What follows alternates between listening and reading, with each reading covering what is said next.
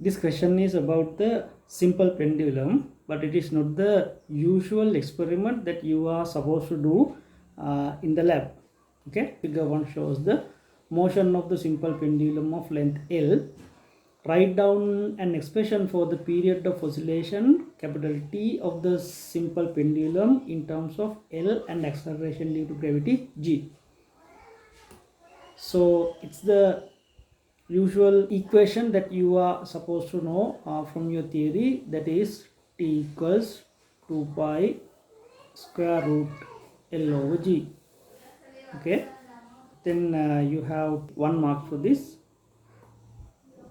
There is no heart in that because you are supposed to know this relation by heart. Okay, then part B, in the laboratory experiment, to find the value of G using the simple pendulum, you are provided with the stopwatch which can measure the time with an accuracy of 0.5 seconds.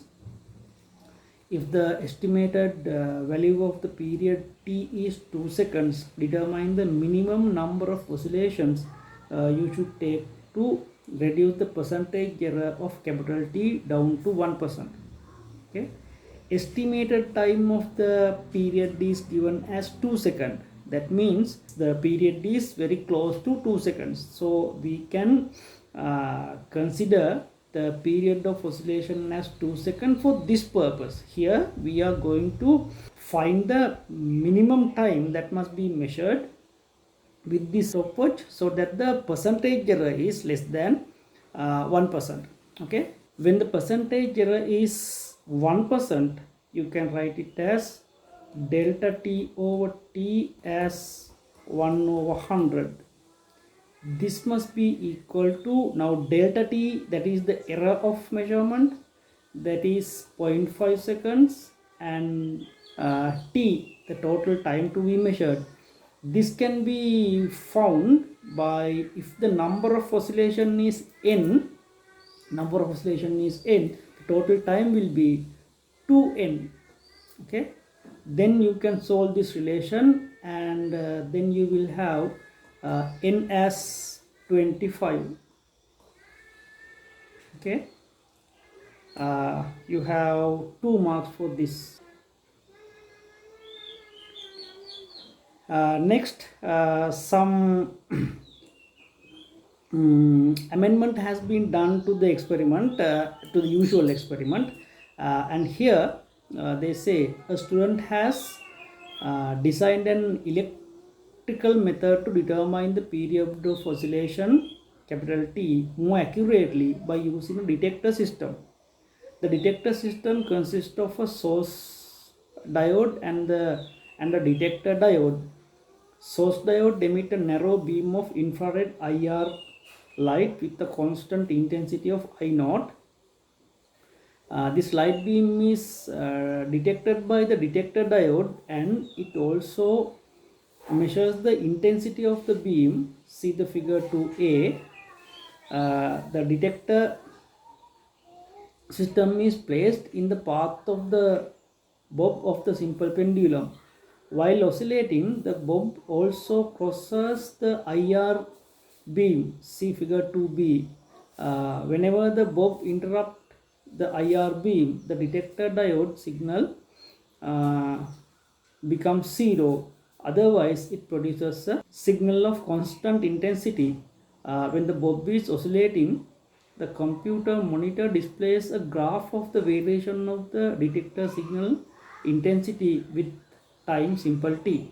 Figure 3 shows such a graph displayed in the computer screen, and is taken in a situation where the force due to air drag is negligible. The time interval corresponding to the zero detector signal is t0. See the figure. Now all the details are given. I think you can understand what are they going to do. In the first part, value of T0 depend on the speed v with which the bob crosses the IR beam and the diameter capital D of the bob. What will happen to the value of T0 when, first one, v is increased and D is increased? From the second figure, that is figure 2b, you can understand how this detector system functions, and then now you can understand also, if the V is greater, it will cross the IR beam quickly, therefore T naught will be decreased. Okay, so the answer for the first one here will be decrease.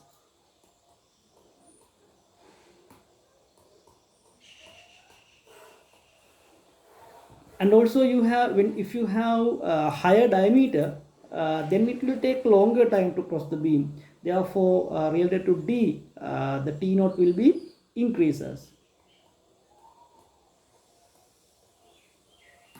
Okay, so you will have 1 mark for this answer and another 1 mark for the other answer. Part 2, write down an expression to estimate V in terms of D and T naught. It's very easy.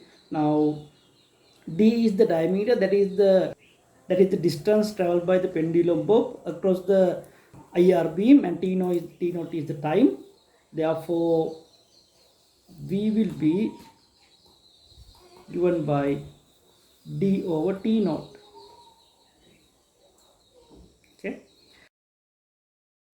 then you have 1 mark for that also.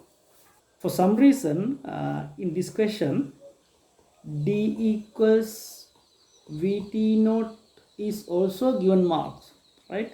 Now usually when a question like this is asked, the marking scheme says that always V must be subjected, otherwise no marks can be given. But in this case, in this question, they have awarded mark for D equals Vt naught also for some reason. Okay, so but I recommend you to write down V equals D over T naught only, right?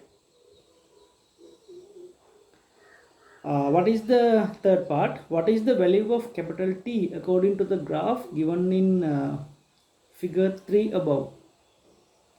If you look at the graph in the figure 3, we can clearly see that the duration of T, capital T, is 3 seconds, and sometimes you may mislead by seeing this part here.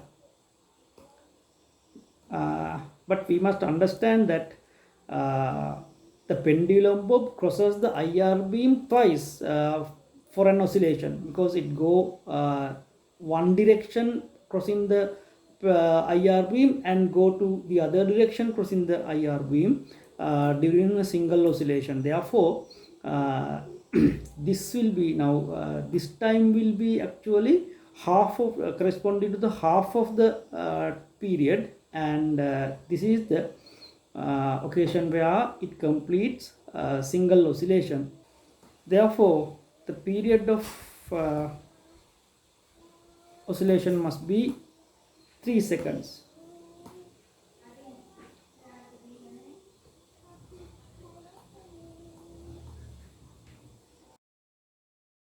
Two marks for that. Okay, and remember, when you give this type of an answer, the unit is a must, right? Without the unit you can't have marks. Okay, then part D, student places the detector system at the most appropriate position of the path of the bob to determine the maximum speed Vm of the bob and obtain a graph similar to the graph shown in figure 3. Okay, with respect to figure 1 above, give the position AOB at which the student should keep the detector system in order to determine Vm. Give a reason for your choice. Okay, now if you look at the given diagram here, the position A is the equilibrium position, B is the end of the oscillation, and you know that if we want to measure the maximum speed Vm, obviously our detector must be at the position where the speed is maximum, right? Therefore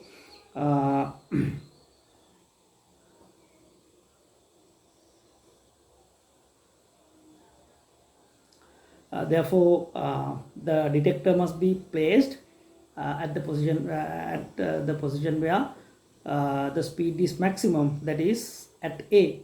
Okay, so A will be the answer, and the reason is asked. Then reason must be pendulum bob has the maximum velocity.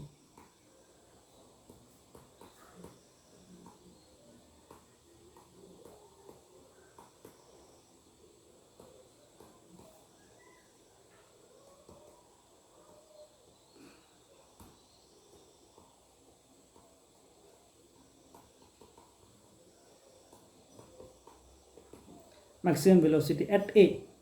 Okay, now here actually the question is about the measurement of the maximum speed. Therefore, this must be the only reason for selecting this position as the position to place the pointer, place the detector system. And you know that it has maximum kinetic energy at that position also. Therefore, somebody can write down this that as an answer also. Again, for some reason in this marking scheme, they have accepted the answer. It has the maximum kinetic energy at A also. But I recommend you to write always this answer, because they are talking about the maximum velocity. Therefore, reason must be corresponding to the maximum velocity. Maybe they have selected the answer maximum kinetic energy, answer considering maximum kinetic energy, because kinetic energy is maximum when the speed is maximum. Okay, it is better to plan our answer so that it explains the direct reason rather than going around the answer. Okay, so anyway, you have 2 marks for that also, right? And then part 2, in order to carry out this experiment, the student says that the cylindrical bob shown in figure 4a is better than the spherical bob shown in figure 4b. If both bobs have the same diameter, capital D, give a reason to justify his statement. Okay, now you are supposed to give a justification. Okay, here then you can't argue that the spherical bob is much better than the cylindrical one. Okay, now you have to think of certain reason to justify that cylindrical bob is better than the spherical bob. Therefore, we must give an answer. We must find a reason to say that cylindrical one is much better. Okay, when we consider the detector system, the cylindrical one is much better. The reason is, now if you consider the spherical bob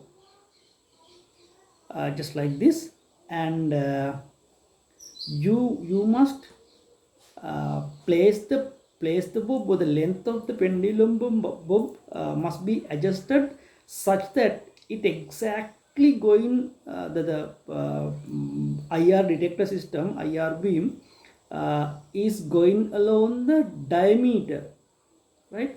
Now you must remember that this is IR and which is it is not visible, right? If it were a laser beam or something, that will be easier for us, because we can see the laser beam and laser pointer, and we can see whether this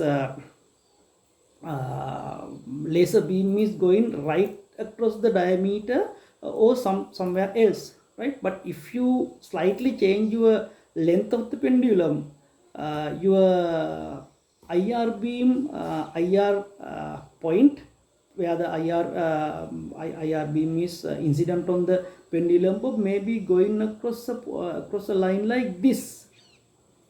Okay, but that is wrong. Okay, this is the correct one. Okay, then since IR is invisible, that is the main difficulty we have here.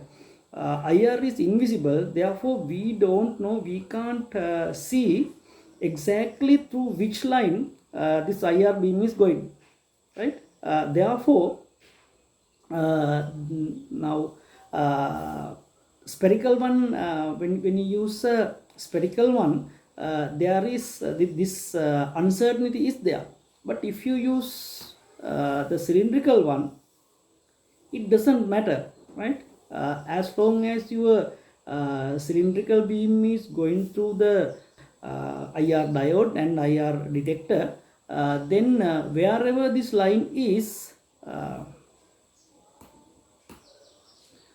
wherever this line go through, it is going through exact d distance, d diameter, therefore it doesn't matter. So that is the best reason we can find for this justification. You can give this answer in different formats. So I will say some of the answers accepted in the marking scheme. IR now best answer is IR beam is not visible, therefore it is difficult to align the beam through the exact diameter. IR beam is not visible, therefore it is difficult to align the beam through the exact diameter. Okay, and also these are the other answers given. It is difficult to align the beam through the diameter d of the spherical bulb. That is one answer. Or you can say it is easy to align the beam through the diameter capital D of the cylindrical bulb, the positive side, and that the previous one was a negative type answer, right? And this is a positive type answer. It is easy to align the beam through the diameter D of the cylindrical bulb. And what else? The diameter of the cylindrical bulb is uniform throughout. Okay. The diameter of the spherical bulb is D only at one location. That is another answer. So there are so many answers you can give, but if your answer has this idea, then marks can be given. Okay, for this part you have 3 marks. Okay, next part 3. The student decided to calculate Vm using the graph mentioned above and the expression in C2. Can he get the exact value of Vm by this method? Explain your answer. This is one of the tough question and hard question asked in this problem in this year, because the answer expected in the marking scheme cannot be taught easily, right? Now this question is twofold actually. Now one can say he can get the exact value of Vm because it has the maximum velocity at the bottommost position, equilibrium position, and therefore this is the exact value of Vm, or else actually if you expect 100% accuracy in the answer, then you know that exact maximum velocity present when the center of gravity is at the equilibrium position, but this pendulum bulb has certain finite size of the diameter capital D.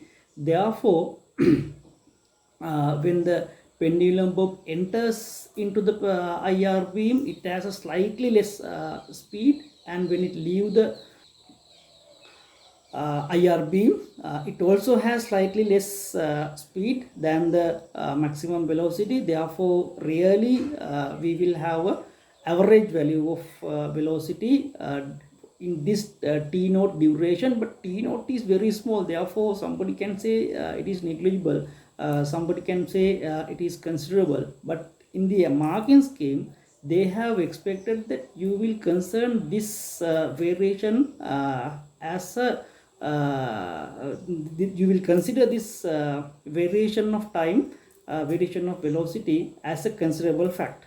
Okay, therefore the answer expected is in such a way that you cannot expect the exact value of Vm, but it's an average. Okay, then answer must be no.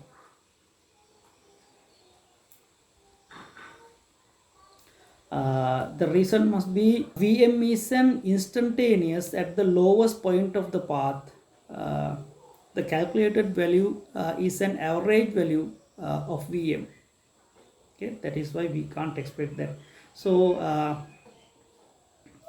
this is somewhat this answer is somewhat biased, because now this duration, if you consider, is very small, so somebody can say this duration can be is negligible, therefore it is negligible, this variation, this difference is negligibly low, therefore exact Vm can be expected. That is also correct, but for this particular question they haven't considered that as the correct answer. Okay, rather unfortunate if you had written in other way. Okay, then part E, the student observed that in a situation where the force due to air drag is significant, the maximum speed Vm that he obtained decreases considerably from oscillation to oscillation, and the bob finally come to rest. Okay, now here they have considered the air drag. For such a situation, complete the graph of L with capital T, L with simple t, that you would expect for the period of time capital T on the figure given below. Okay. For such oscillation, complete the graph L with T that you would expect for the period of time capital T on the figure given below. Okay. Now you know that due to the damping, the speed of the bob will decrease, but the period of oscillation will remain unchanged. Therefore, it will take a longer time for the zero oscillation, zero intensity time, and it will be nearly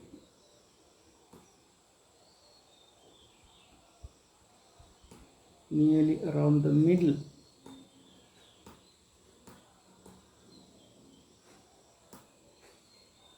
Somewhere like this. Zero amplitude will take longer time, and especially these two durations, this one and this one, will be nearly same.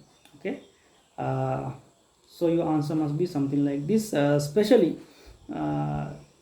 the your answer must contain this duration where the intensity is zero, greater than the intensity initial intensity zero duration. Okay, because the speed is lowering. Okay, so 2 marks for this.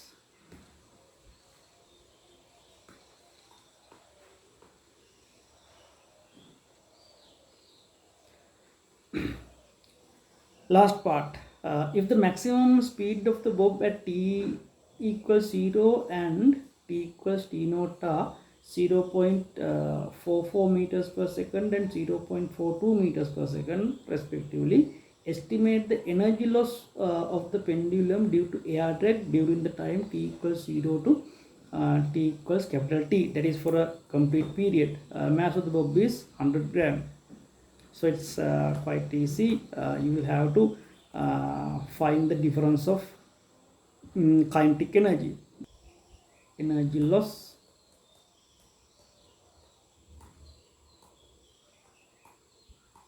is half